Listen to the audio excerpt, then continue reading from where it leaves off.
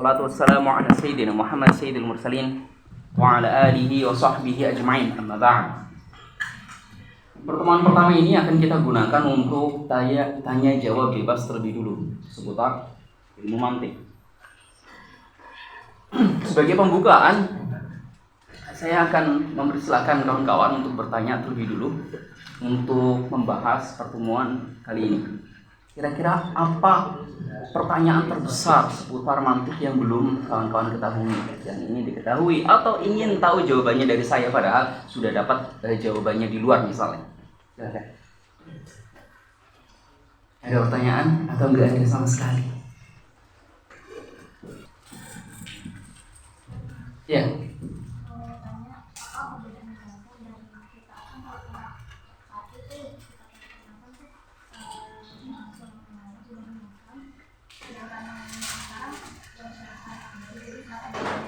Sekarang syarah Akhdari. Sekarang syarah siapa? Coba lihat.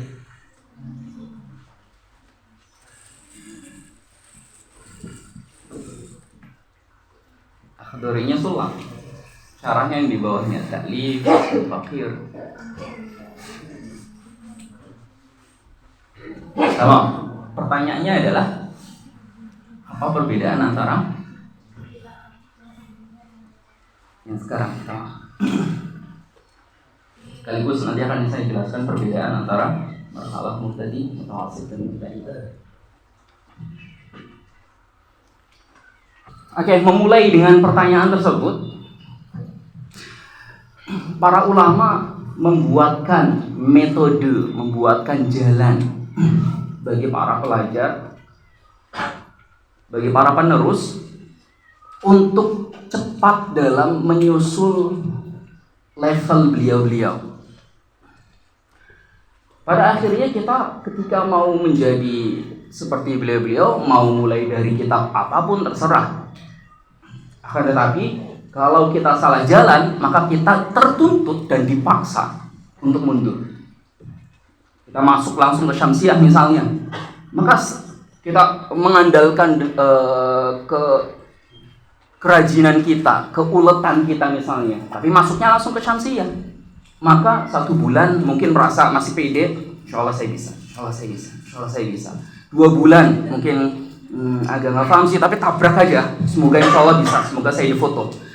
Bulan ketiga, bulan keempat nggak dapat apa-apa, sehingga nanti dia akan mendengar bahkan nasihat para gurunya. Nanti ketika sudah mulai lama, nanti gurunya akan bertanggung jawab, akan merasa kamu sudah paham tidak, apa bagian yang belum kamu paham.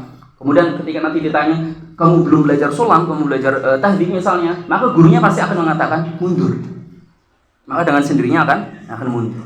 Begitu juga kalau misalnya kita belajar mantik pakai kitab bahasa Indonesia misalnya, terserah pakai bahasa Indonesia silahkan. Mau yang kitab-kitab yang non-ta'limi, kitab-kitab non-ta'limi berarti kitab-kitab yang tetap bermanfaat, akan tetapi bukan atau tidak dijadikan oleh para ulama sebagai bahan ajar.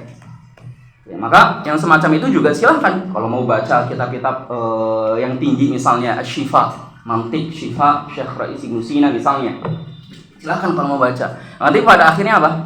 Akan ditampar kenyataan untuk mundur. Dan sampai saat ini, sampai detik ini, kalian hanya akan, oh begitu ya. Sampai kalian mencoba langsung, nanti kalian akan benar-benar meyakini kebenarannya. Maka kalau kalian tidak percaya, atau kalian ingin pengetahuannya sampai derajat yakin, maka silakan baca kitab-kitab tersebut, baca kitab-kitab yang tinggi, untuk kemudian apakah kalian dipukul mundur, ataukah memang kalian mampu untuk menjalaninya. Pada akhirnya, kemudian para ulama yang sudah sampai pada titik terakhir perjalanan ilmu, dalam hal ini misalnya adalah dalam mantik. Karena kita lagi bicara mantik, orang-orang yang sudah di ujung mantik berarti orang-orang yang sudah memiliki malakah dalam mantik. Orang-orang yang sudah memiliki malakah dalam mantik, sudah di ujung mantik, tahu jalan nggak untuk sampai ke ujung tadi? Tahu. Maka para ulama tersebut akan bisa mengatakan jalannya begini, jalannya begini, ikut saja. Saya dulu pernah menjalani itu dan ternyata jalannya buntu. Kesini saja. Habis ini ada tanda ini ke kanan, habis ini ke kiri. Sama seperti orang ketika mau ke suatu tempat, kemudian orang yang sudah hafal jalan tersebut, maka dia akan dengan mudah, kamu jalan gini, Ini kalau lurus, kamu nanti akan sampainya ke Ramses misalnya. Ini kalau kamu belok ke sini, kamu akan sampainya ke Giza misalnya. Ini kalau kamu ke sini. Jadi orang-orang yang tahu jalan itu akan bisa mengatakan bahwa kamu kalau berangkat dari sini, naiknya ini, jangan belok ke sini, beloknya ke sini. Naik ini, arah ke sini, arah ke situ, dan itu juga yang terjadi pada ilmu. Maka para ulama ketika memilihkan kitabnya ini, itu adalah untuk apa? Mempercepat. Pada akhirnya orang selama masih di bumi misalnya, mau ke Ramses, mau jalannya salah, bisa sampai nggak? Bisa ke Indonesia dulu misalnya, terus balik lagi ke Ramses misalnya, bisa nggak? Bisa sampai nggak? Bisa. Tapi betapa panjang perjalanan dia, padahal sangat dekat. Maka bahkan dalam bahasanya beberapa masyayikh mengatakan bahwa al-ilmu nuqtah. Kassaroha su'ut ta'lim. Bahwa ilmu itu sebenarnya dia hanya satu titik atau perjalanannya sangat dekat sekali. Yang membuat dia panjang adalah cara belajar dan cara mengajar yang salah.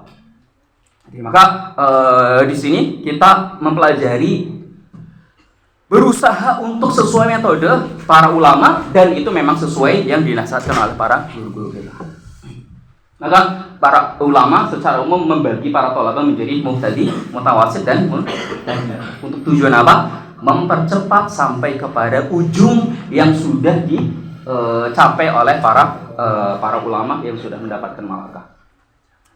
Mubtadinya apa? Mubtadinya ada beberapa kitab pilihan. Mubtadi pun ternyata ada beberapa kitab pilihan para ulama yang kemudian masing-masing ulama dia memiliki atau memilihkan kitab tertentu yang dipandangnya, atau dalam madrasah, dalam suatu madrasah dipandangnya cukup mewakili kitab yang di level tersebut.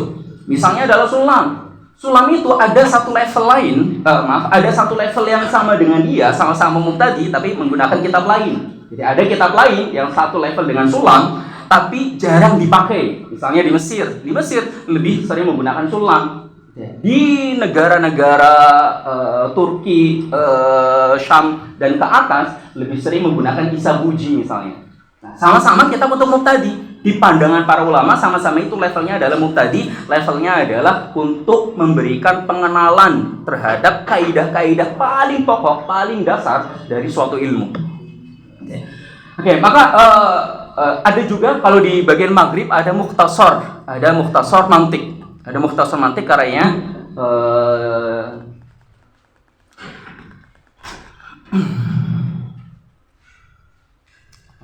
saya lupa namanya, tiba-tiba saya lupa. Tapi ada itu juga kitab lain. Tapi yang masyhur di kitab itu adalah Sulam.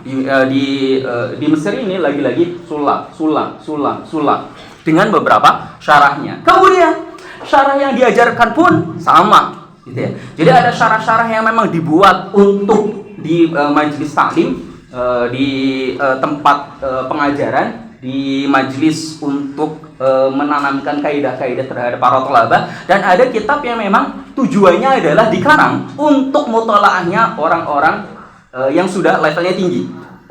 Jadi ada syarah-syarah Sulam yang nanti akan kita sebutkan, itu juga dibuat, itu bukan untuk dipelajari, bukan dipelajari di kelas maksudnya, tapi dibuat untuk sebagai perluasan makna, bahwa Sulam itu bisa loh ditarik maknanya begini, maknanya begitu, dan ini tahqiqnya bagaimana dibahas panjang lebar. Dan ada kitab-kitab Sulam yang memang syarah-syarah Sulam yang memang tujuannya adalah dipakai untuk di kelas. Jadi tujuan di kelas, sementara yang tadi yang bukan untuk di kelas itu tujuannya adalah untuk dimutolaah, untuk dibaca di rumah sebagai tambahan maklumat, sebagai lanjutan dari apa yang disampaikan di kelas. Karena pada akhirnya kita sebagai para thalabahnya tidak boleh selalu menuntut guru untuk disuapi. Tidak boleh menuntut guru untuk menyuapinya. Selalu semua maklumatnya ditanyakan kepada guru. Pada akhirnya tidak bisa. Pada akhirnya ada beberapa permasalahan yang mungkin pada titik tersebut kalau mau dijelaskan akan panjang. Sehingga akan mengganggu forum, sehingga nanti akan dinasihatkan. Biasanya kalau Syekh Husain mengatakan itu tempatnya ada di kitab ini, silakan baca. Itu tempatnya di Hawashi, kalau saya jelaskan sekarang maka akan yatulul kalam, itu tempatnya ada di sini ila akhirih. Tapi saya tidak sedang mengatakan bahwa kalian jangan bertanya. Saya sangat suka sekali kalian bertanya, dan di mana-mana majelis saya biasanya saya sangat membuka. Bahkan pertama sekali apa yang saya katakan, silakan tanya. Artinya adalah bahwa pertanyaan itu sangat diperlukan, dan itu adalah salah satu metode saya dalam menyampaikan apa yang saya ketahui. Tapi ya, ada saat-saat di mana ketika pertanyaan tersebut saya pandang atau masyaikh pandang atau guru-guru kalian pandang bahwa itu belum saatnya sekarang, gitu ya, atau belum saatnya disampaikan di majelis di pertemuan saat itu. Sehingga perlu untuk kita membacanya di mana? Di syarah-syarah yang lebih tinggi, di hasyiah-hasyiahnya, atau bahkan di kitab lain yang di luar level tersebut. Ya. Itu adalah beberapa macam-macam dari syarah sulam sendiri. Syarah sulam yang paling sederhana, yang paling sederhana atau dalam level paling sederhana, di antaranya adalah syarahnya Syekh Damanhuri. Di antaranya adalah juga yang lebih sederhana lagi adalah syarahnya Syekh Akhdari sendiri.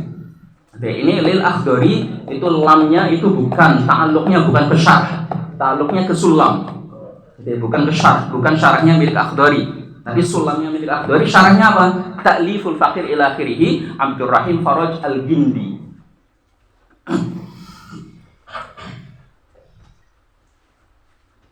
Yang paling sederhana tadi adalah syarah Syekh Damanhuri dan syarahnya Syekh Akhdari sendiri. Kalian bisa menemukan syarah Syekh Akhdari di beberapa maktabah. Kalian cari di Darussalam juga ada, atau di maktabah lain, atau kalian coba cek terlebih dulu di internet syarahnya Syekh Akhdari terhadap matan sulamnya beliau. Silakan cek. Di sana nanti fawaidnya tidak terlalu banyak sehingga kemudian tidak dipakai oleh banyak ulama. Jadi dipakai dalam pensyarahan, padahal syarahnya matin, syarahnya Sahibul Matannya harusnya yang paling kuat dong.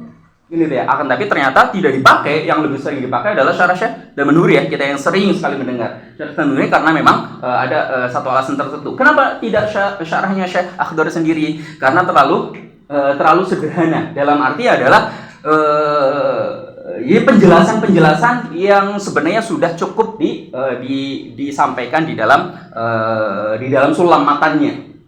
Sehingga faidahnya tidak terlalu berbeda dengan apa yang ada dalam matanya, sehingga supaya bisa istifadah lebih daripada poinnya sama saja, sekaligus ulama lain. Akan tapi yang juga sama-sama mudah adalah syarahnya Syekh Damanhuri. Nah, tapi syarahnya Syekh Damanhuri nanti akan ada beberapa tambahan, tapi bahasa beliau mudah. Bahkan beliau itu mengatakan di dalam muqaddimahnya, saya membuat syarah ini untuk tujuannya adalah supaya para penghafal nazom sulam tidak nol dalam memahami sulam. Maksudnya adalah dari awal tujuan beliau itu tidak mendapatkan maklumat. Tujuan beliau adalah supaya para penghafal sulam faham sulam, gitu ya, faham matan itu ini maksudnya apa, ini maksudnya apa. Sehingga penjelasan beliau itu relatif mudah, cukup mudah. Gitu. Sehingga untuk membuka perjalanan sulam itu sering sekali para guru kita membukanya dengan syarah Syekh Damanhuri. Selain juga beliau Syekhul Azhar, maka secara instansi Al-Azhar itu muktamad, dipercaya. Kemudian juga beliau itu seorang yang dijuluki madhahibi. Jadi kalau ada misalnya kita sering mengatakan fulan itu madhabnya apa? Julukannya Asy-Syafi'i, Al-Hanbali, Al-Hanafi gitu ya. Terus apa lagi? Yang kelupaan? Al-Hanafi, Al-Maliki, Syafi'i dan Al-Hanbali. Biasanya disebut seperti itu. Nah, kalau ada ulama yang menjamak seluruhnya, maka disebut Al-Madhahibi. Nah, Syekh Damanhuri itu Syekhul Azhar yang ketika belajar fikih atau muktamadnya itu dalam 4 mazhab. Diizinkan dalam berfatwa dalam 4 mazhab. Itulah yang kemudian beliau dijuluki sebagai Al-Madhahibi.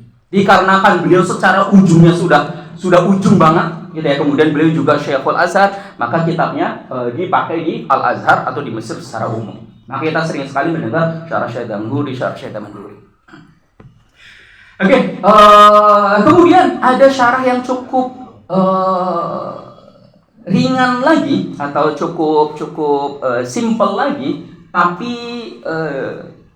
ada beberapa tambahan, cuma bahasanya singkat sekali, yaitu syarahnya Syekh Al-Quwaisni. Itu juga bisa kalian beli di berbagai cetakan. Ada di Kasyidah juga, ada di Darussalam. Silakan kalian cari, cek dulu terlebih dulu di internet juga boleh. Pakai Quwaisni. Ada yang nyebutnya Quwaisini. Kemudian, tapi itu syarahnya sedikit sekali, syarahnya simpel sekali. Kemudian itu satu level. Ada level di atasnya. Itu syarah yang paling mudah. Ada level di atasnya. Pak, level di atasnya adalah syarahnya Syekh Al-Malawi. Syarahnya Syekh Al-Malawi. Beliau di sana syarahnya itu sudah versi tahqiqatnya beliau. Karena beliau itu punya dua syarah. Ada syarah shogir, ada syarah kabir. Nanti akan sering disebut Malawi shogir, Malawi kabir. Itu bukan shogir kabir sifat untuk Imam Malawinya, tapi untuk syarahnya beliau. Tapi seringnya disebut Malawi shogir, Malawi kabir. Maksudnya adalah syarhul Imam Al-Malawi, syarhan asyarh as-shogir dan asyarh al-kabir.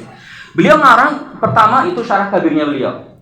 Dan beliau menaruh seluruh juhudnya beliau dalam mantik di syarah kabir. Bayangkan seluruh juhudnya beliau dikerahkan, dicurahkan di dalam syarah kabirnya beliau. Artinya adalah Sulam yang dia adalah kitab untuk mubtadi, tapi ada seorang ulama yaitu Syekh Malawi menaruh ilmu mantiknya beliau, pengetahuannya, khilaf yang ada di dalamnya, keribetannya di dalam syarah beliau. Maka syarah beliau menjadi susah untuk dipelajari oleh para talabah, apalagi mubtadiin. Sementara syarah Sulam itu Sulam sendiri itu levelnya adalah antara mubtadiin yang syughulnya mubtadi. Ini sambil kita jelaskan ya perbedaan mubtadi, mutawasit, mubtadi. Yang mana syughulnya mubtadi ini adalah mempelajari dasar-dasar kaidah dari suatu ilmu. Dasar-dasarnya terlebih dulu, pokok-pokoknya terlebih dahulu. Ya, dasar kaidah-kaidah yang utamanya. Katakanlah misal mantik ini total kaidahnya ada 50 misalnya, atau katakanlah ada 100 misalnya, ada 100, maka di Sulam itu baru 50. Ya, maka di Sulam baru 50. 100-nya mana? 50 sisanya mana? Atau yang 100 lengkapnya di mana? Ada di kitab-kitab yang seperti Syamsiyah, di kitab-kitab yang umdah, di kitab-kitab yang memang dibuat untuk muntahi. Ya, tapi nanti akan kita bedakan juga yang umdah bukan taklimi, yang umdah tapi ta'limi. Oke, jadi yang rujukan itu juga ada yang dijadikan kitab untuk dijadikan bahan ajar dan ada yang tidak dijadikan bahan ajar. Nanti akan kita jelaskan. Oke, Sulam lagi.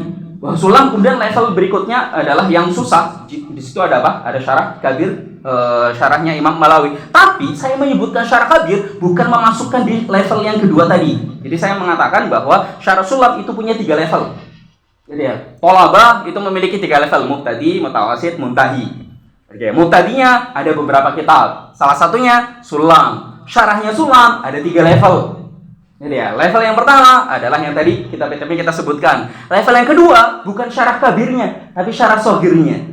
Ya, cuma tadi saya harus menyebut syarah kabir karena memang syarah shogir itu asal usulnya dari syarah kabir. Nanti syarah kabir masuk ke level yang ketiga. Oke, syarah kabir beliau menaruh seluruh masail mantik yang ada di kepala beliau di Sulam. Semuanya dimasukkan. Akan tapi karena dianggap itu terlalu tebal dan beliau mengatakan sendiri di dalam syarah shogirnya beliau, saya awalnya sudah mengarang kitab mantik syarah terhadap Sulam yang di sana isinya adalah ajaib, di sana isinya adalah tahqiqat, di sana isinya adalah tadqiqat yang tidak kalian temukan di mana-mana. Beliau mengatakan semacam itu, au kama qala. Akan tetapi saya melihat bahwa tolabah kemudian mereka himmahnya itu qasirah. Jadi himmahnya untuk membaca kitab tersebut itu ternyata lemah gitu ya. Selalu protes, "Syekh terlalu panjang, Syekh ini terlalu melebar, Syekh ini terlalu." Akhirnya saya tertuntut untuk mengikhtisarnya. Jadilah kemudian syarah shogirnya beliau. Nah, akhirnya kemudian syarah shogir ini juga dijadikan kitab taklimi tapi untuk level berikutnya.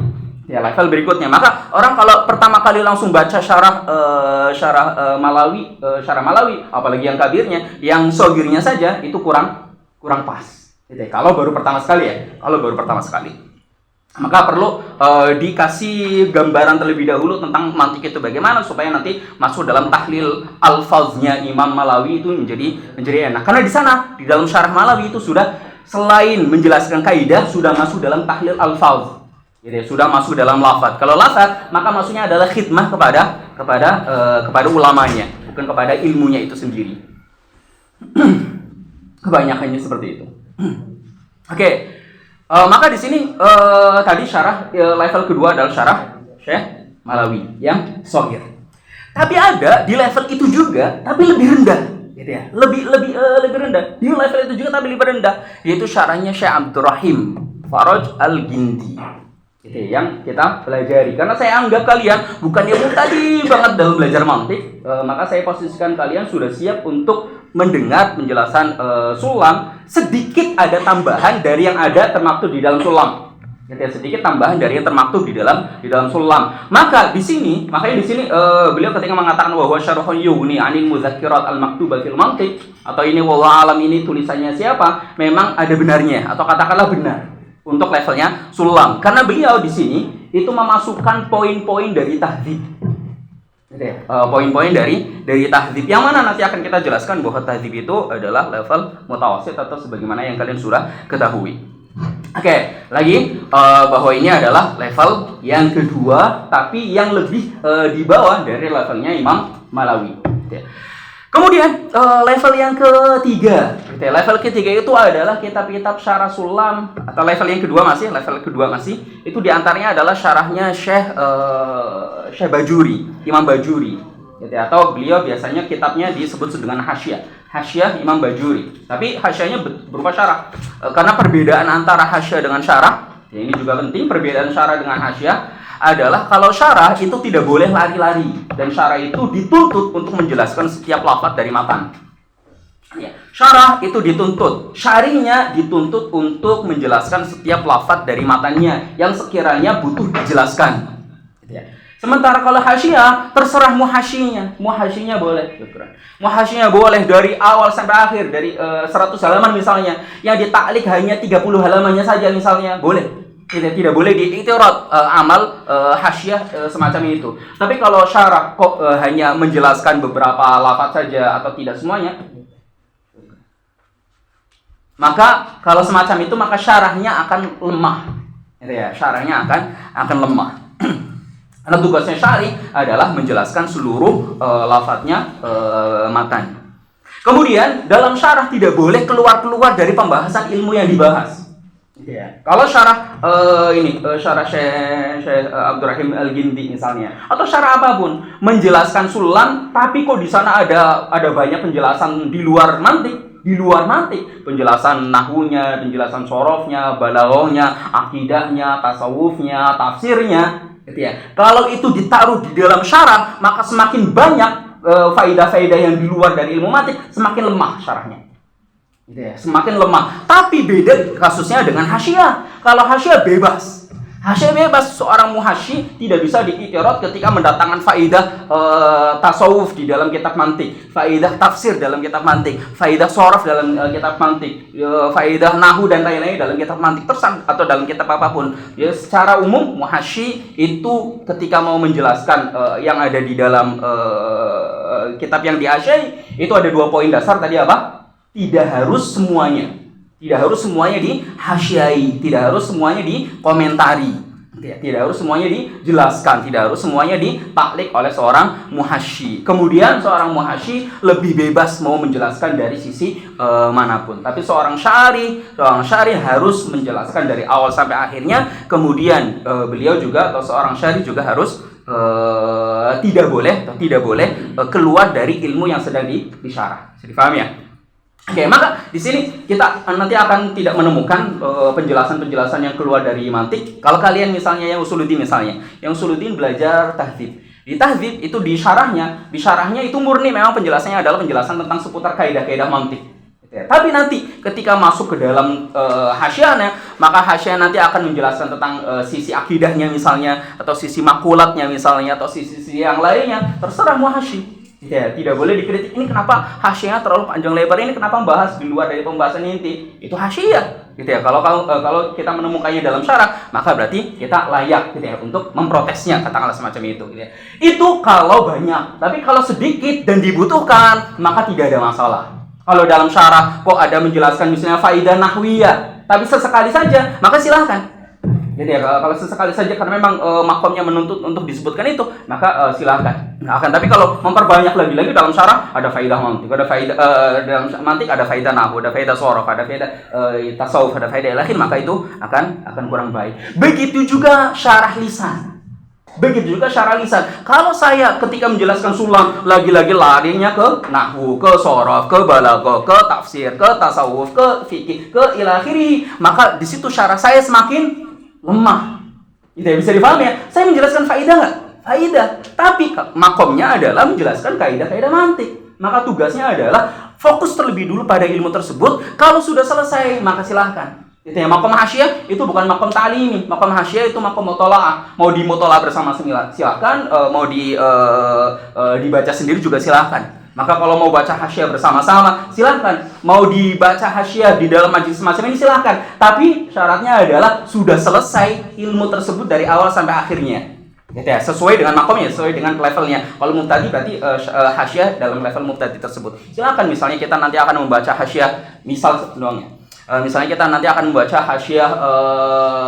hasyiyah Imam Sobban terhadap syarah Malawi Shogir atas Sulam misalnya. Silakan, tapi makomnya harus setelah selesai mantik si Sulam ini dari awal sampai akhir. Bisa dipaham ya? Oke. Itu Sulam untuk level yang syarah. Level yang kedua ada Syekh Abdurrahim Al-Gindi, ada Syekh Malawi, ada Syekh Bajuri. Oke. Kemudian yang level ketiga dari syarahnya Sulam itu yang memang sifatnya adalah kalau kita belum belajar yang level pertama atau kedua, minimal yang pertama, kalau bisa digabung yang kedua, maka jangan sekali-kali membacanya. Gitu ya, jangan sekali membaca, dalam arti adalah silakan kamu baca, tapi kalau kamu menemukan kesulitan, maka sadar diri silakan mundur. Gitu ya, maka sadar diri silakan mundur ke level yang sebelumnya. Itu apa tadi? Syarah Kabirnya Syekh Malawi. Gitu ya. Sebagai rujukan sekarang silakan kalian beli. Sebagai rujukan sekarang silakan kalian beli. Karena pada akhirnya mutolaah itu sangat diperlukan. Mutolaah sangat diperlukan bagi setiap thalabah sebagaimana manhaj yang selalu kita sampaikan. Apalagi misalnya syarahnya Syekh Banani. Ya, syarahnya Imam Al-Banani. Itu juga perlu kalian miliki, perlu kalian baca. Itu adalah level yang ketiga dari syarahnya Sulam, dan beliau di sana isinya adalah tambahan. Banyak sekali tambahan-tambahan yang tidak disebutkan dalam Sulam, tapi beliau cantumkan di sana. Asalkan berhubungan dengan bab ini misalnya, ini masuk bab tasawuf, masukin aja. Ini bab tasdiq, masukin aja. Ini bab qiyas, masukin aja. Walaupun itu levelnya level yang tinggi, itu sudah tadqiqat, masukin aja. Itu adalah versi atau gayanya Imam Al-Banani. Maka kalian juga perlu memilikinya, tapi itu adalah sifatnya tambahan. Oke, itu adalah diantara beberapa syarah terpenting yang perlu kawan-kawan miliki serta metode dalam mempelajarinya, urutannya. Gitu ya. Kalau kalian tidak atau kalian belum percaya dengan apa yang saya sampaikan, silahkan ikuti rute yang kalian yakini benar. Kalau ternyata mentok, silahkan mundur. Gitu ya. Kalau boleh mundur, kalau nggak ada jalan mundur, maka berarti harus muter. Ya nggak sih? Harus muter. Iya, kalau muternya pendek, kalau muternya terlalu jauh sekali gitu ya. Apa muter jauh itu? Muter jauh itu ketika keburu banyak yang salah di otaknya. Gitu. Maka diperbaikinya akan jauh, prosesnya akan jauh untuk kemudian mulai lagi dari nol, mulai lagi dari awal. Oke, maka di sini dipilihnya syarahnya Syekh Abdurrahim Faraj Al-Gindi adalah karena husnudzon bikum, bahwa kalian secara dasar mantik itu kalian sudah mengetahui, sehingga kita perlu menambahkan beberapa poin di dalam mantik yang barangkali dia tidak ada secara nas di dalam Sulam, tapi memang hal yang harus diketahui dalam level Sulam.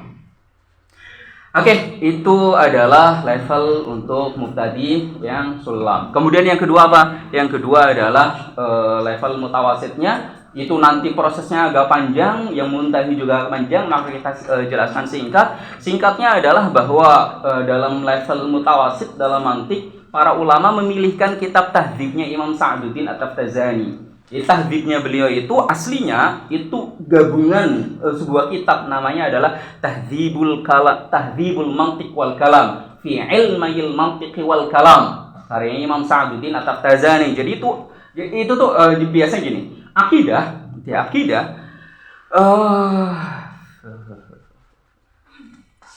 Saya gambarkan, saya nggak tahu sudah pernah menjelaskan ke kalian atau belum tentang mawaqif itu berapa jilid, dan bagian inti dari akidah itu sudah menyampaikan belum?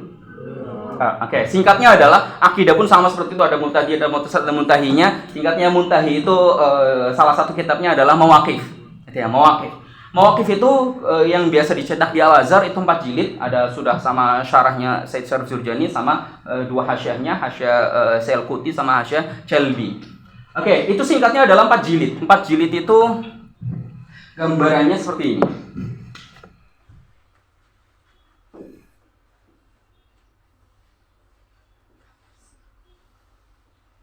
Saya belum menjelaskan ini. Saya belum menggambarkan ini. Oke. Oke, rata-rata kitab akidah yang dijadikan kitab ta'limi itu tebalnya segini. Dia itu sudah syarah sama hasyiahnya yang paling utama. Itu mawaqif segitu yang dicetak di dalam di Maktabah Al-Azhar. Di ini juga di Maktabah Azhariyah di terbitan yang sama. Oke. Akidah biasanya kita mengetahui dia ada beberapa ilahiyat, nubuat, sam'iyat, ya nggak sih? Ilahiyat, nubuat, sam'iyat. Oke, ilahiyat dibahas panjang sekali tentang ketuhanan, kemudian nubuat panjang sekali tentang kenabian, dan sam'iyat dibahas panjang sekali tentang umur yang sifatnya adalah ukhrawi, tentang surga neraka ila akhirih. Oke, kira-kira pembahasan itu adalah pembahasan inti. Itu adalah pembahasan inti dalam akidah. Kira-kira pembahasan inti dalam akidah tersebut dari 4 jilid itu mulai di jilid yang keberapa? Di adalah inti, sebelumnya ada muqaddimah. Di adalah inti, sebelumnya ada muqaddimah. Kira-kira ada di jilid berapa inti tersebut dimulai? Ada berapa? Di 3, kira-kira. Gitu ya.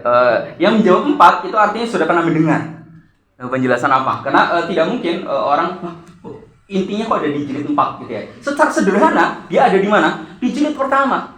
Ya nggak sih? Intinya dimulai dari jilid pertama, pembukaan aja, muqaddimah ya muqaddimah saja.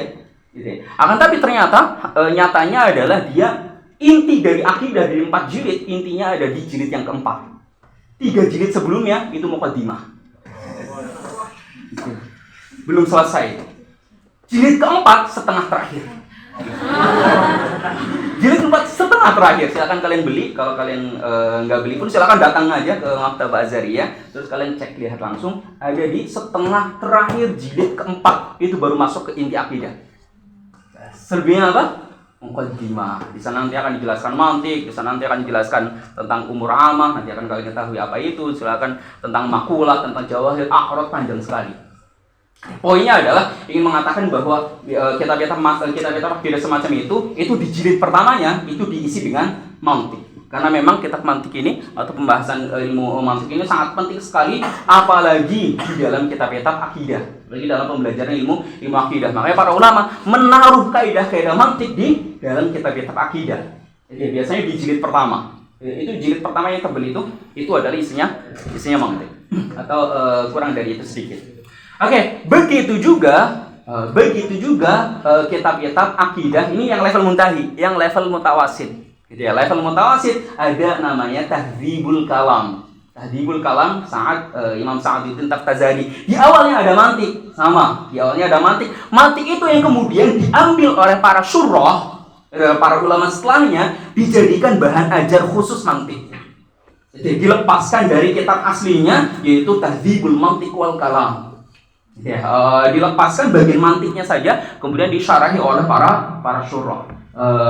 Disitulah kemudian para ulama menjadikan kitab Tahdzib itu sebagai kitab ta'limi untuk level mutawassit. Itu yang kalian pelajari di Usuluddin. Di syariah nggak ada mas.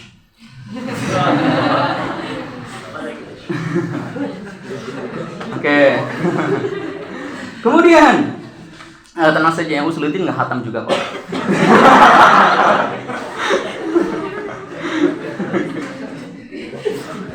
Kawan-kawan Usuluddin tertampar kenyataan juga Pak, harus muncul usul.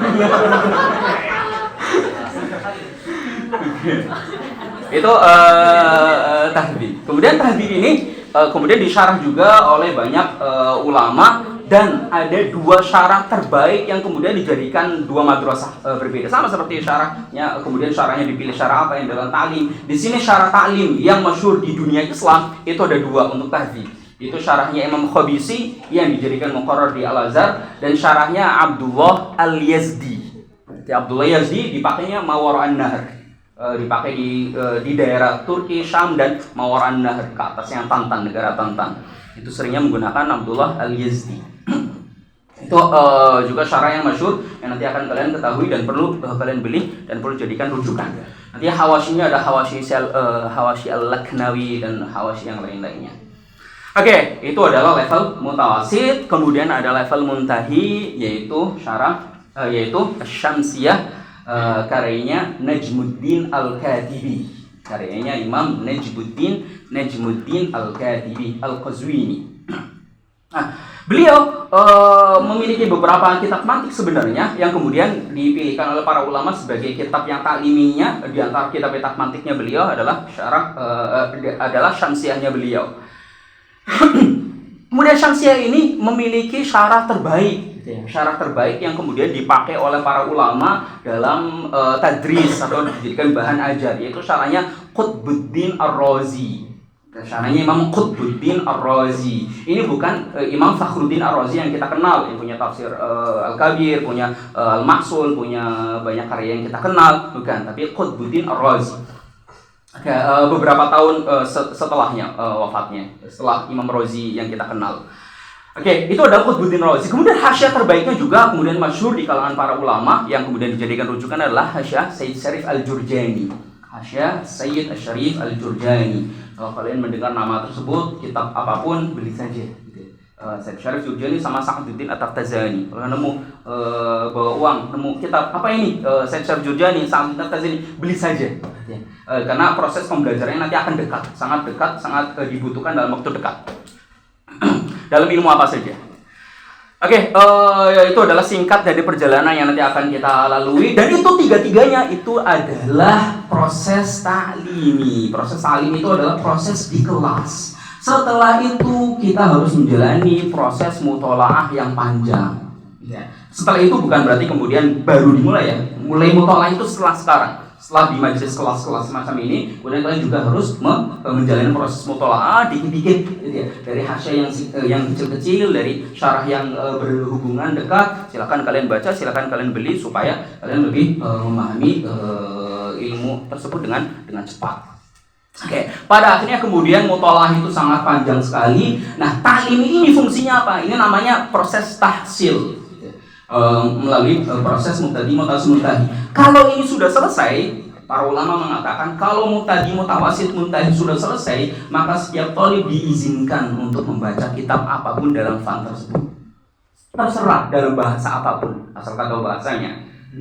Mau bahasa Yunani silakan, mau baca kitab Aristoteles bahasa Yunani silakan kalau memang tahu bahasanya. Jadi terjemahan silakan, mau baca kitab-kitabnya Aristoteles, mau baca kitab-kitabnya Ibnu Sina, mau baca kitabnya Al-Farabi, Al-Kindi, siapa lagi, para ulama, bahkan mau baca karya-karyanya dari Barat, karya-karyanya Syiah, karya-karyanya Mu'tazilah dalam mantik, terserah silakan baca kalau memang sudah selesai mubtadi, mutawasit dan muntahi dengan guru. Karena guru tersebut itu sudah melewati kitab itu semuanya dan sudah dikhulasakan. Akhir perjalanannya ada, akhir pertemuan dengan guru ya, akhir pertemuan dalam guru di kelas itu ada di muntahi, dan itu muntahi adalah level untuk para thalabah. Jadi muntahi itu kalau sudah selesai bukan kemudian jadi alim. Jadi muntahi itu adalah sudah selesai masa belajar pada guru, sisanya adalah baca. Biasanya baca, mengajar, kemudian taklif kitab ila akhir. Jadi ini panjang ya, si panjang dalam proses pembelajaran kita dalam mantik. Ini baru kalau kita selesai ini semuanya baru 15%. Kalau kita selesai ini semuanya baru 15%, tapi 15% yang menentukan. Jadi kalau kalian tidak dapat 15% tersebut atau sebagian besarnya, maka perjalanan kesananya lebih jauh. Ini adalah 15% yang sangat menentukan perjalanan kedepannya. Maka silakan disimak baik-baik, diikuti baik-baik, jangan terlambat sesekali saja. Cuma saya boleh terlambat. Karena kalau saya terlambat kan kalian tidak ketinggalan maklumat. Kalau kalian terlambat kan kalian ketinggalan maklumat, gitu ya. Enggak, saya usahakan tidak terlambat, tapi barangkali saya ada kebutuhan apa tertentu, mungkin saya akan izin terlambat. Itu adalah jawaban dari pertanyaan pertama. Ya. Pertanyaannya apa tadi? Kenapa kitab ini? Apa bedanya antara kitab ini dengan syarah Syekh dengan guru? Ada pertanyaan lain? terpancing kan. Izin bertanya, salah satu tarif dari romantik secara resmi adalah qawanun fikriyah. Jadi banyak senior ataupun Itu suara apa itu? Kayak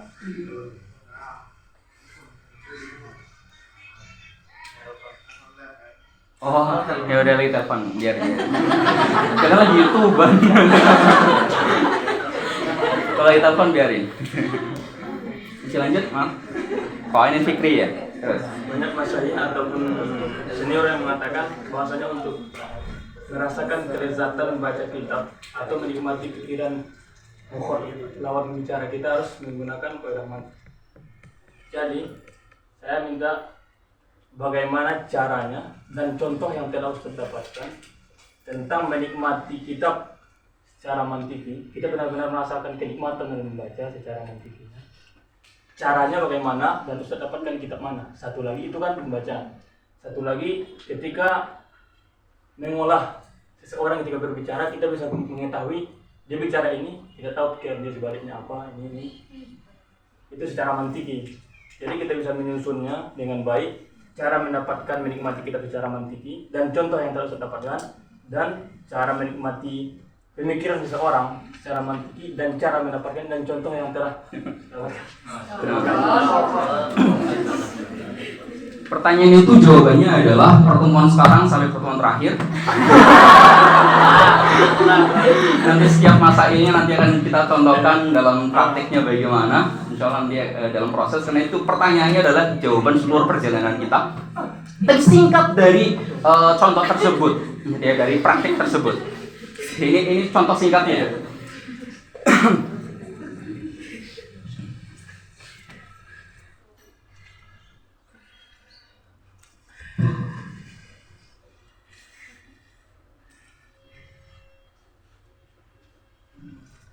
Misal ada seseorang mengatakan,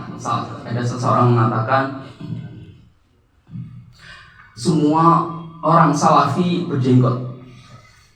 Oke, misal ya, semua salafi berjenggot. Iakan dulu nggak?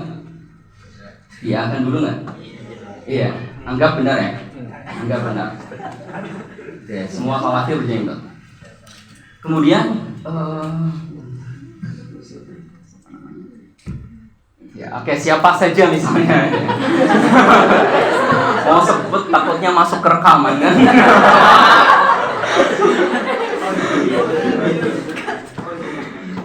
Misalnya Umar misalnya, bukan Sayyidina Umar ya. Misalnya Umar siapapun, Zaid. Misalnya Zaid berjenggot. Perhatikan, dalam kepala kita membenarkan bahwa semua salafi itu menjaga jenggot. Kemudian kita lagi santai jalan, lihat orang berjenggot nih. Oke, orang yang tidak menggunakan logika akan mengatakan, wah dia salafi. Orang yang tidak menggunakan logika, tidak menggunakan kaidah logika akan mengatakan bahwa dia salafi. Karena semua salafi itu berjenggot. Dia berjenggot, maka dia salafi. Oke. Tapi pemahaman semacam itu coba secara sederhana bisa dipahami nggak sih? Maksudnya bisa dibenarkan nggak sih secara sederhana? Harusnya iya juga ya, gitu ya. Harusnya iya juga ya, gitu ya. Cuma ternyata saya keburu tadi mengatakan itu tidak logis, itu tidak menggunakan kaidah logika. Karena natijah tadi bahwa dia itu salafi itu akan benar kalau ungkapannya adalah tidak ada yang berjenggot kecuali salafi. Gitu ya, tidak ada yang berjenggot kecuali salafi. Dia berjenggot berarti dia masuk salafi. Tapi pernyataan tadi pertama adalah semua salafi berjenggot. Apakah semua yang berjenggot salafi? Semua yang salafi berjenggot. Apakah semua berjenggot itu salafi? Dia berjenggot memang, tapi kenapa kamu menghukumi bahwa dia itu salafi? Gitu ya. Dia hanya memiliki satu kesamaan. Itu nanti nanti kiasnya nanti di akhir dari mantik akan ada pembahasan bab kias. Kiasnya menggunakan syakl yang kedua. Syakl yang kedua itu rumusnya adalah ikhtilaf fil kaif. satunya mujabah, satunya salibah, sehingga bisa muntis. Itu nanti akan dijelaskan rumusnya bagaimana. Singkatnya adalah orang secara sederhana dan bahkan sering terjadi kesalahan berpikir dalam hal semacam itu. Jadi ketika punya premis, ketika punya qadhiyah dalam kepalanya, kemudian menghukumi orang padahal dia tidak sadar dalam kajian logika dia menggunakan pola berpikir yang akim, yang tidak muntij. Ya, itu satu contoh, bisa dipahami ya. Contoh lain, misalnya sekarang yang nggak hadir siapa ya? Sekarang yang hadir siapa ya? Oke, sebut nama saja. Sebut nama. Kita absen. Abdullah Faqih. Hadir nggak? Cocok. Oke, Abdul Faqih tidak hadir dars hari ini. Dan semua yang hadir dars hari ini paham apa yang saya sampaikan. Ya, paham nggak yang saya sampaikan? Nggak harus paham detail-detail banget ya, tapi bisa mengikuti lah ya. Oke, paham apa yang saya sampaikan. Abdul Faqih tidak hadir dan semua yang hadir paham apa yang saya sampaikan. Natijahnya kira-kira apa? Faqih paham atau Faqih nggak paham? Natijahnya apa? Paham atau tidak paham? Itu salah satu proses berpikir yang salah. Kalian melakukannya langsung. Bahkan secara harusnya benar dong, gitu ya. Harusnya kok salah sih? Salahnya ada di mana? Gitu ya. Salahnya ada di mana? Gitu. Itu nanti menggunakan syakl yang pertama, tapi tidak sesuai dengan syarat yang pertama, yaitu sughronya mujabah.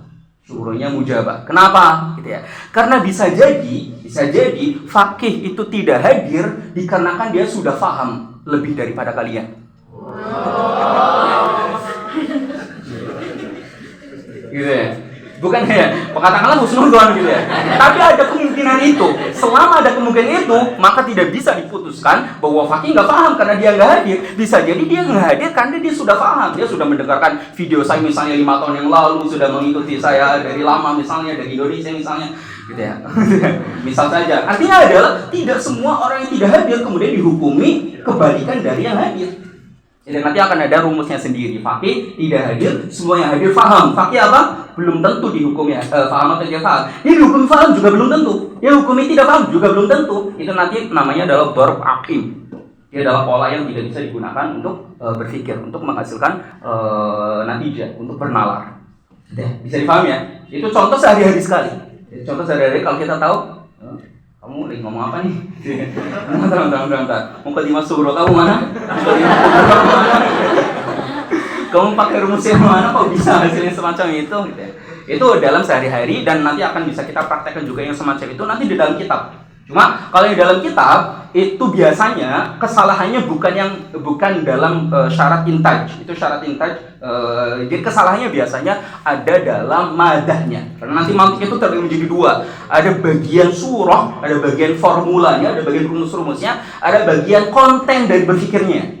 Ya. Karena bisa jadi rumusnya sudah benar, tapi kontennya salah, natijahnya akan tetap salah. Ya, nantinya salah. Berpikirnya sudah benar, proses berpikirnya sudah benar, tapi nantinya salah. Kok bisa? Iya, karena ada bahan yang salah. Ya, ada bahan berpikir yang salah. Nah, di dalam kitab-kitab mereka kan para pemikir ya. Artinya adalah mereka bukan orang yang belum belajar logika. Apalagi kalau sudah kita masuk ke dalam akidah, kita lawannya adalah falasifah, para pembuat ilmu mantik itu sendiri, dengan Mu'tazilah, memang para pemikir, Asy'ariyah, ya Asy'ariyah adalah tubuh para Ahlus Sunnah wal Jamaah itu sendiri, Maturidiyah sama seperti Asy'ariyah, Syiah juga para pemikir, kaidah-kaidah logiknya juga kuat mereka. Ila akhirih. Artinya adalah kebanyakan nanti kesalahan berpikir yang terjadi pada sepertinya sudah lelah. Yang terjadi di kitab-kitab turas nanti akan kita temukan adalah kesalahan yang ada pada bahannya, pada madahnya, pada konten dari berpikirnya, bukan pada rumus berpikirnya. Sementara kalau dalam sehari-hari itu dua-duanya sering terjadi. Jadi madahnya salah, kontennya juga salah.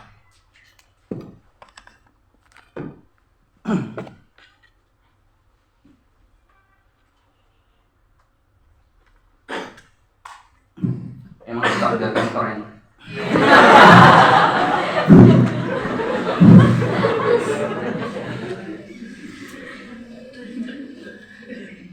Ya misalnya apa? Misalnya madahnya, misalnya surahnya dia sudah benar, tapi madahnya nanti salah. Misalnya, ada pernyataan semacam ini. Saya hidup tanpa makan 10 tahun.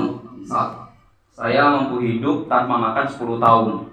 Dan semua yang mampu hidup tanpa makan 10 tahun layak menjadi Tuhan atau adalah Tuhan. Saya mampu hidup tanpa makan 10 tahun dan semua yang hidup tanpa makan 10 tahun dia adalah Tuhan. Dalam formula, dalam pola berpikir itu sama seperti ini adalah pensil dan semua pensil adalah makhluk. Maka berarti ini adalah makhluk. Gitu ya, sangat sederhana. Ini adalah pensil dan semua pensil adalah makhluk. Maka ini adalah makhluk. Ini adalah pensil dan semua pensil bisa terbakar. Maka ini bisa terbakar. Ini adalah pensil dan semua pensil bisa dipatahkan. Maka ini bisa dipatahkan. Ya, tadi apa? Saya mampu hidup tanpa makan. Saya hidup tanpa makan 10 tahun dan semua yang hidup tanpa makan 10 tahun adalah Tuhan. Secara polanya sama. Dan nanti akan kita lebih perjelas lagi saat nanti masuk ke dalam bab kiasnya. Secara polanya sama. Hasilnya apa? Hasilnya tidak bisa dipungkiri, saya Tuhan. Hasilnya tidak bisa dipungkiri. Secara rumus, hasilnya harus saya Tuhan. Tapi saya Tuhan, salah dengan dalil-dalil yang lainnya. Secara formula sudah benar, kesalahannya di mana? Di dalam bahan berpikirnya. Dan salah satu dari mukadimah sughra atau mukadimah kubranya ada bermasalah. Disinilah kemudian yang menjadi bahan kritik terhadap lawan kita dalam akidah. Kepada falasifah, kepada Mu'tazilah dan lain-lainnya. Maka ketika nanti ada itirat, loh Mu'tazilah itu kan adalah orang-orang. Biasanya kritikannya terhadap belajar mantik. Kenapa kalian belajar mantik? Wong orang-orang Mu'tazilah yang mereka pakar mantik saja, kita sendiri menyalahkan mereka cara berpikirnya. Kita mengatakan berpikir mereka salah. Kenapa kamu belajar logika?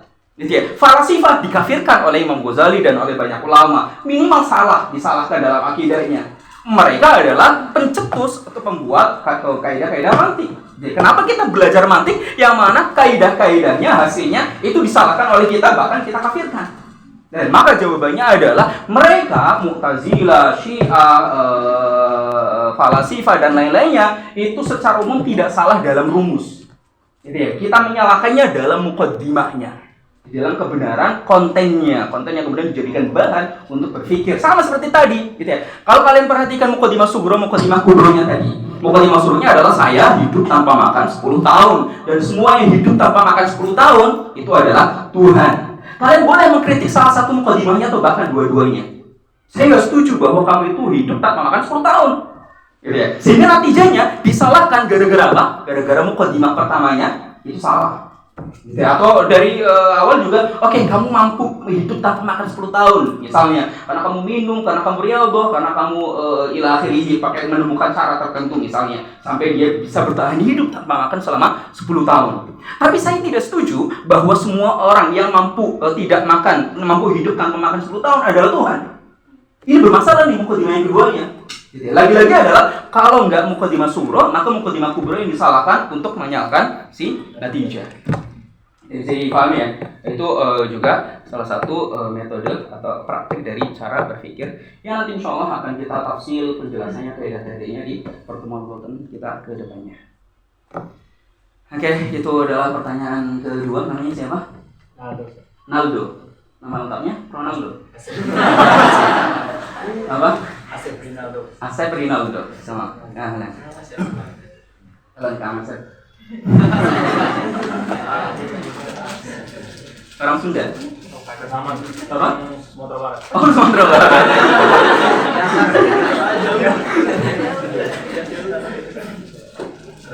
Sendiri. Ada pertanyaan, udah jam berapa sekarang? Masih siang. Nah, silakan yang mau tanya. Tadi Pak Ustaz, izin bertanya, apakah ilmu mantik termasuk ilmu alat? ini wifi bukan? Iya. Apakah ilmu mantik apa? Apakah termasuk ilmu alat? Hmm? Nah, kedua, apakah ilmu mantik itu mana yang harus didahulukan ketika kita sebagai para tadi ini tuh ingin belajar ilmu alat, ilmu mantik dulu kah atau nahwu, sorot dan sebagainya? Lalu yang ketiga, faedah dari memantik itu sebenarnya agar meminimalisir kesalahan kita ketika kita berhadapan dengan kehidupan sehari-hari, atau untuk meminimalisir kesalahan kita dalam pikir ketika kita mempelajari suatu ilmu. Teman, saya belum menjelaskan ya bahwa ilmu alat itu ada 4 macam. Saya belum menjelaskan kalian. Kemudian itu sihat al-fikr, itu sihat al-kalam. Belum ya? Nah.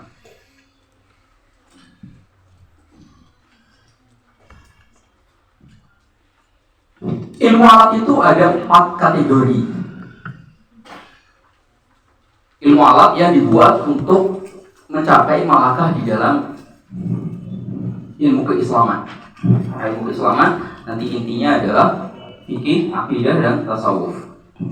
Untuk sampai ke sana itu ada sekian banyak ilmu alat, dan akhir dari ilmu alat adalah usul fikih. Sekian banyak ilmu alat itu dikategorikan ke dalam 4 kelompok. Yang pertama adalah ilmun yadbitu sihhatal amal adz-dzihni. Ilmun yadbitu sihhatal amal adz-dzihni. Yang kedua adalah ilmun yadbitu sihhatal kalam arabi.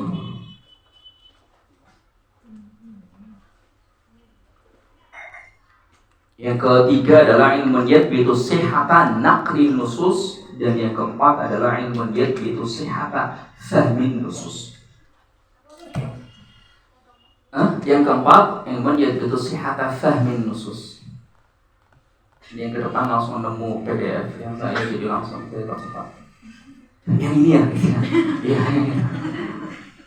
Suara semut saya dengar tenang ya.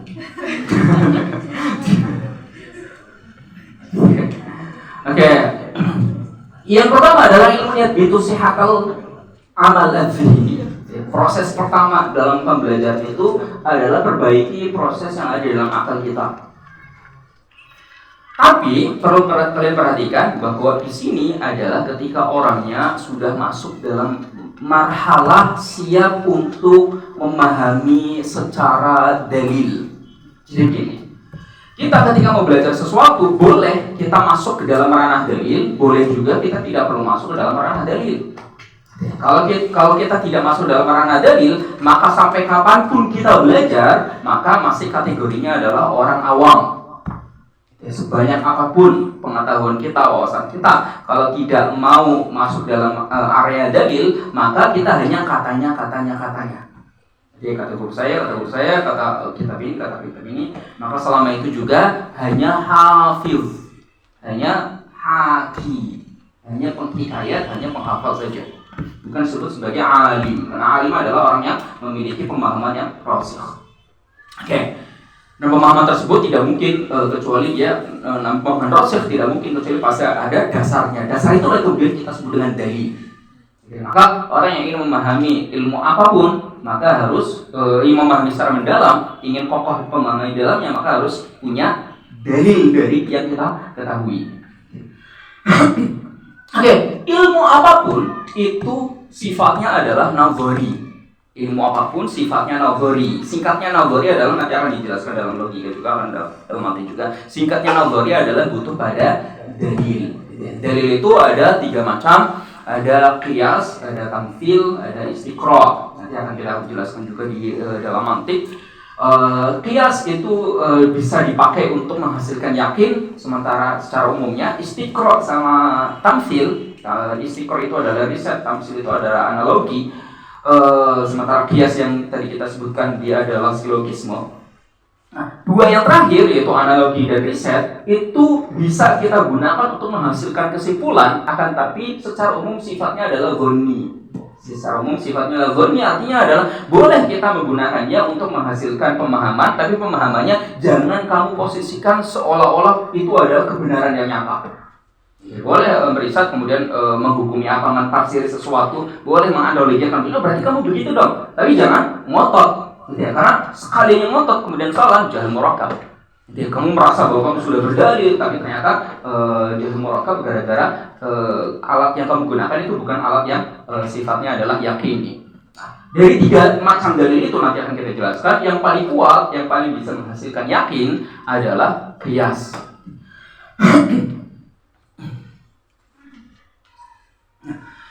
Setiap ilmu itu harus ada dalilnya untuk kemudian kita kokoh secara pemahamannya. Baik itu nahwu harus ada dalilnya, shorof, akidah, apalagi filsafat dan lain-lainnya. Itu semuanya harus kita pelajari, ikut disertai dengan dalilnya.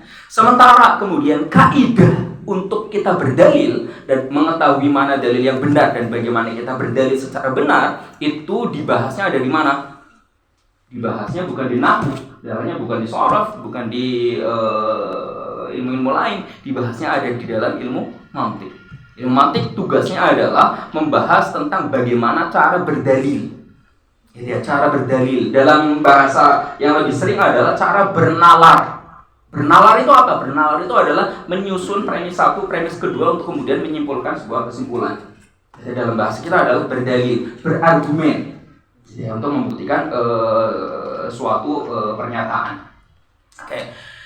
Setiap ilmu itu harus ada dalilnya, apapun itu. Ya, sementara kaidah dalil itu ada di mantik, dipelajari di dalam mantik. Maka artinya adalah untuk kita bahkan kokoh di dalam nahwu, shorof, balaghah ila akhirih, ilmu-ilmu bahasa, kita juga harus mengawalkan semua itu dengan kaidah berdalil.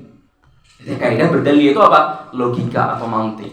Adapun kemudian kita untuk tahu terlebih dulu sebelum mengetahui dalilnya, karena kita butuh nahwu untuk membaca kitab. Kita nggak tahu kenapa fa'il itu marfu. Kita nggak tahu. Pokoknya para ulama semuanya mengatakan fa'il itu marfu. Ikuti aja bahwa hal itu mansub atau mansubah. Ya udah ikuti saja bahwa tamyiz itu mansub, bahwa itu begini, bahwa itu ikuti saja. Kita nggak tahu dalilnya. Kata Imam Ibnu Malik begini dalam alfiyahnya, kata Imam ini begini dalam kitabnya, dalam itu berarti artinya adalah kita masih marhalah dalam lughah, masih menghafal. Dan kita memang dalam satu marhalah butuh marhalah semacam itu. Kita menghafal terlebih dahulu dan kita belum masuk dalam marhalah tahqiq. Tahqiq itu adalah mencari pemahaman permasalahan yang kita ketahui dengan dalilnya. Jadi kalau kita sudah marhalahnya marhalah tahqiq, itu masuk ke dalam dalilnya, maka mau tidak mau harus mengawalkan ilmu mantik.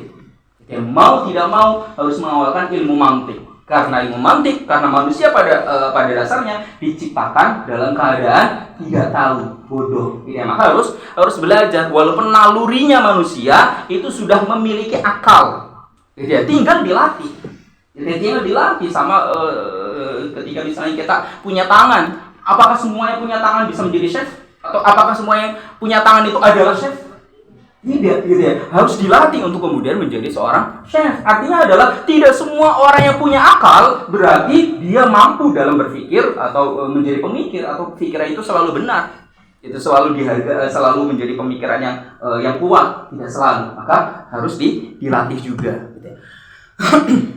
Oke, karena semua ilmu itu butuh pada mantik. Dalam hal ini adalah marhalah untuk masuk ke dalam tahqiq, maka harus diawalkan ilmu mantik, bahkan diawalkan sebelum nahwu, shorof, balaghah dan ilmu-ilmu yang lainnya. Adapun kemudian kalau pertanyaan, kan kita belajar mantik pakai bahasa Arab. Kalau kita nggak tahu nahwu, shorofnya, bagaimana kita bisa membacanya? Lagi-lagi itu adalah marhalah sebelum marhalah tahqiq. Kalau marhalah sebelum marhalah tahqiq, maka urutannya lain. Urutan lain itu apa? Paling pertama adalah bahasa. Makanya dalam marhalah yang non tahqiqi, yang tidak tahqiqi, yang ghair tahqiqi, kita nyebutnya adalah marhalah asywa'i. Ya, marhalah asywa'i. Marhalahnya orang yang masih belajarnya itu adalah masih serabutan. Ya, masih ingin mengumpulkan maklumat terlebih dahulu. Itu silakan mau belajar apa saja. Silakan mau belajar apa saja, mau nahwu dulu, shorof dulu, fikih dulu, akidah dulu. Itu marhalahnya adalah marhalah asywa'i, itu terserah. Urutannya nanti akan diserahkan kepada gurunya, mau belajar apa terlebih dulu atau keinginan si thalibnya. Tapi kalau sudah marhalah tahqiq, bukan lagi urutannya sesuai dengan keinginan thalib. Saya pengen belajar akidah dulu, nanti mantiknya nanti, ada bahasnya nanti, nggak bisa. Jadi sudah ada urutannya sendiri, bihukmit tabi'i. Hukum tabi itu nanti akan kita jelaskan juga tafsirnya. Singkatnya adalah secara alaminya, secara hukum alamnya harus seperti itu. Maka siapa yang bisa menabrak hukum alam? Siapa yang bisa menabrak hukum alam? Cuma 2 kelompok. Siapa yang khariq lil 'adah? Cuma 2 kelompok. Nabi atau wali.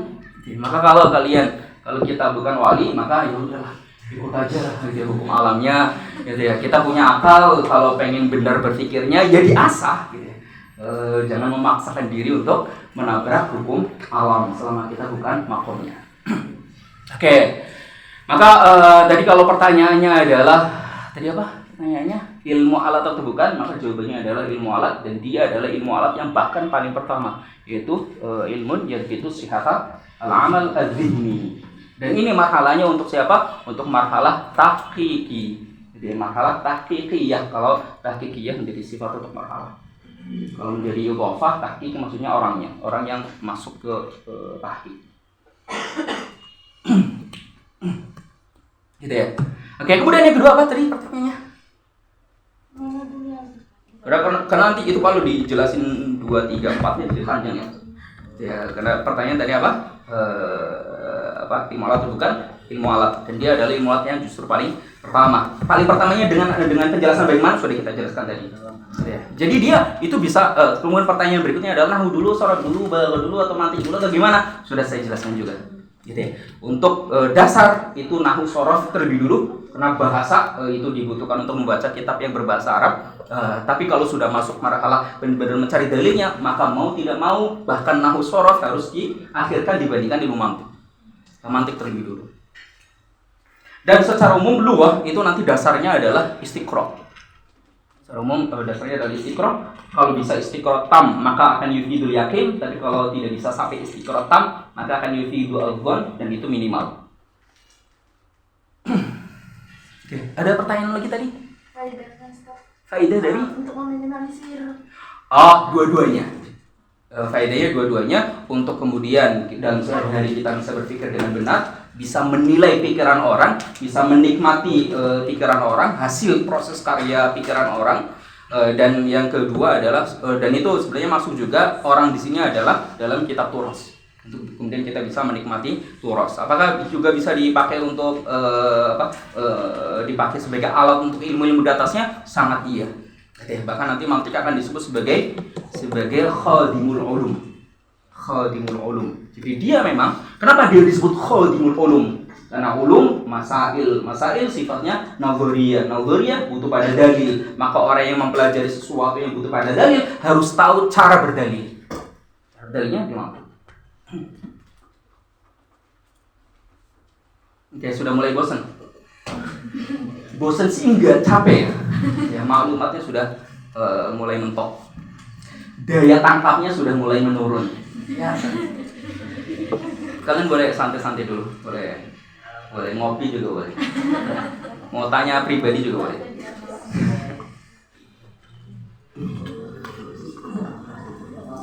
Oke, untuk pertanyaan seputar matinya sudah ya. Untuk pertanyaan matinya sudah. Saya mau evaluasi pelajaran, atau silakan kalau kalian berani tanya-tanya di luar. Ini berapa sekarang?